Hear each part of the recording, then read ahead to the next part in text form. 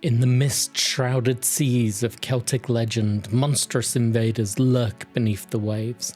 They are the Formorians, grotesque, sea-dwelling overlords who bring nothing but suffering to the land of men. But in the pages of 2000 AD, under the vision of Pat Mills, these ancient nightmares take on a new terrifying form. Welcome, adventurers, to the world of Slaine and the monstrous tyranny of the Formorians. Hello and welcome everyone to the next quick and dirty painting video here on Adventures with Peps. Today we have picked up the Slaine Formorian champion, the one that is brutally armed with the man-catcher. I probably will have him leading the Formorian spearmen in my main force, but I am looking forward to getting this painted. Now, I hate talking about my paint job, that should be obvious by now. So instead, we are going to talk about the background of the Formorians. So they come straight from real-world Irish mythology, where they are described as a race of supernatural beings, sometimes giants, sometimes monstrous warriors, always in conflict with the tribes of men. But 2000 AD doesn't adapt myths, it mutates them in Pat Mills' Slaine.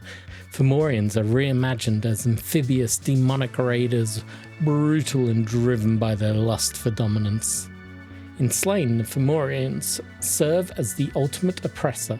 They enslave humans, demand horrific tributes, and tax the land through bloodshed. These aren't just villains, they're the embodiment of tyranny, ruling with an iron fist and razor-sharp claws. They represent corruption, greed, and the monstrous side of empires, and when Slaine rises up against them, it's nothing short of legendary.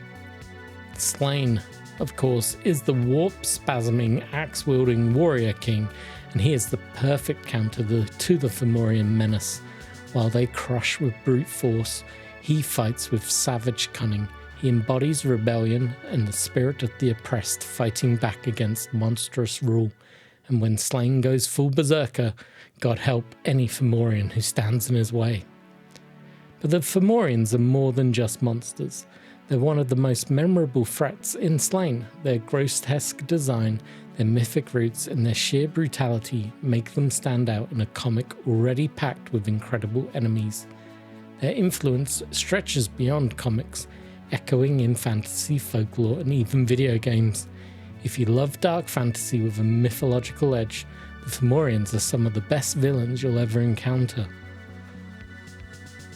Now, the champions themselves are pretty brutal and lead from the front in almost every engagement. You get 3 of them in the box set. One has the man-catcher, one has the spear, which I've already painted, and the other one has chain and hook. So realistically, this man-catcher one is going to go with the axe wielders, now that I see them all in front of me, ready to go. They have a pretty decent stat line. They come in at 12 points, so they're similar to the Earth Tribe heroes.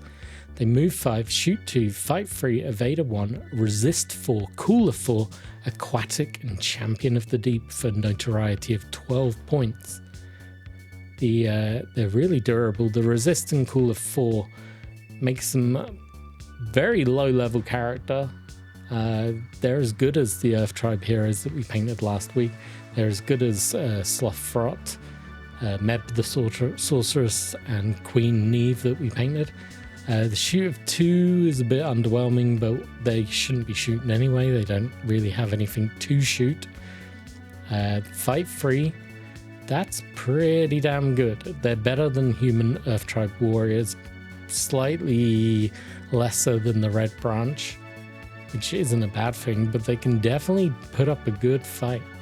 And as they are sea demons, they obviously benefit from the aquatic skill, which makes them harder to hit when in water. I really need to make some water terrain for my board. That is something that I have not done. So this guy, he is armed with the man-catcher. That is a range 0 to 1 inch, -1 power modifier, but it does come with versatile and snare. So versatile means they can either have the defender skill or the double-handed weapon attribute at the player's choice. Double-handed allows them to hit with specials, and it becomes a lot more easy to hit with the double-handed. That is pretty damn good, but it does add 2 to notoriety. That's not great. because that's going to make him 14 points. That is pretty damn expensive. But snare is also good, because if you choose to go snare, you could, well, you always go snare, you don't have to choose. But if you go snare, it means they get -1 to their evade statistic, and they may not give ground. So -1 to the evade, they can't retreat, and you get to choose defender or double-handed weapon. You're rarely going to probably use defender because you're always going to be attacking with the Formorians. So the ability to hit more often, what you're rolling 3 dice, hitting on specials and hit, that is pretty damn tasty. And yeah, 14 points is a lot, I'm not going to lie. Baylor himself is only 1 point more at 15. And he is a lot better at everything. The only problem with Baylor is because of the way he's modelled, you can only have him on his elk. So he does come in at 20. But I tell you what, this guy, he can rock it with the best of them. I think he's going to look great leading the Axemen. Looks like I went too quickly through the talking, so we better talk about the paint scheme. Start off things with the black prime and a heavy dry brush of the golden maple fair skin tone. This is my go-to now when it comes to Slaine figures. It works so well. If you want to check out those paints, I did a proper video review on them a few weeks back if you want to go find that. Or in the description below, there is a link to the website and a cheeky little discount code that gets you 10% off. Simple one to remember, it's John. Gives you 10% off the whole website, so make sure you check it out.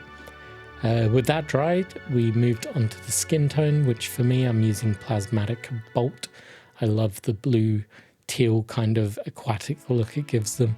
I think it really pops. We then swiftly moved on to the sand golem for the wraps around the legs.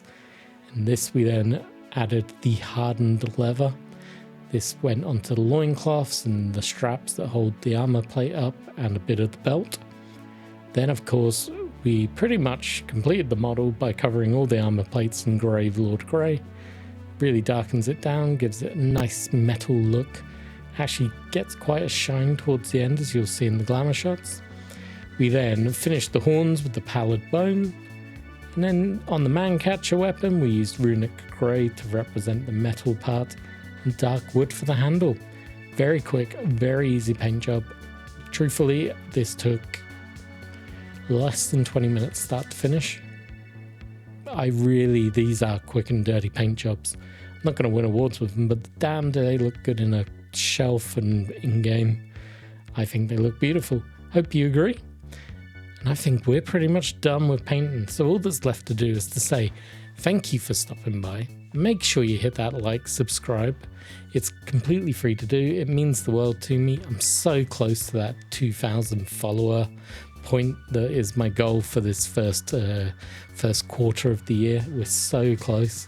I'm going to try and do a competition at 2,000 followers. So any help you can give me on that way, please do. If you collect or paint any of the 2000 AD line, or if you read the comics and want to come chat, come join us on Discord.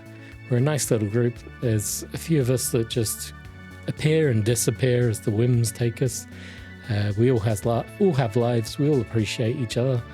And yeah, just come on, stop by. Come show off some stuff. Come chat. We're happy to have you. And we hope to see you there soon. But until the next episode, cheers for watching.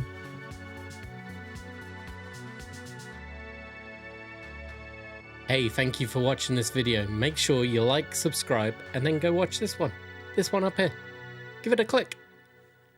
Bye-bye.